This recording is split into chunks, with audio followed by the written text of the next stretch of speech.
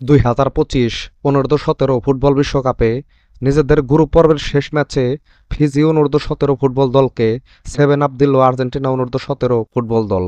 ম্যাচে উরিয়েল ওজেডার হ্যাটট্রিকে ফিজিকে 7-0 গোলে হারিয়েছে আর্জেন্টিনা। ম্যাচের শুরু থেকে ভালো খেলতে থাকে আর্জেন্টিনা, একের পর এক আক্রমণ করতে থাকে তারা, যার ফলে ম্যাচের মাত্র 10 মিনিটের মাথায় পেনাল্টি পায় আর্জেন্টিনা। তবে সেখান থেকে গোল মিস করেন ওজেডা। তবে ম্যাচের 17 মিনিটের মাথায় সেই উজেডার গোলে 1-0 ব্যবধানে এগিয়ে যায় আর্জেন্টিনা।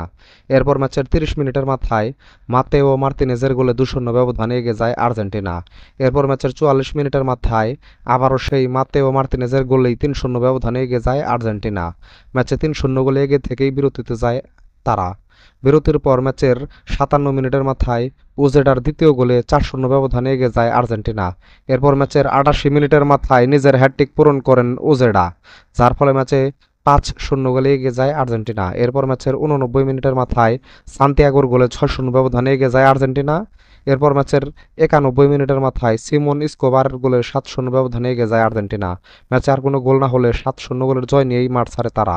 এই ম্যাচে জয় পাওয়ায় 3 ম্যাচে 9 পয়েন্ট নিয়ে ডি গ্রুপের পয়েন্ট টেবিলের শীর্ষে থেকেই দ্বিতীয় রাউন্ডে উঠল আর্জেন্টিনা। পরবর্তী ম্যাচে আগামী 14 নভেম্বর মাঠে নামবে আর্জেন্টিনা, যদিও এখনও তাদের প্রতিপক্ষ নিশ্চিত হয়নি। তো বন্ধুরা, ভিডিওটা ভালো লাগলে একটা লাইক দিন, সাথে ক্রিকেট ও ফুটবলের নতুন নতুন আপডেট পেতে এখনই আমার চ্যানেলটাকে সাবস্ক্রাইব করে দিন। সকলকেই ধন্যবাদ।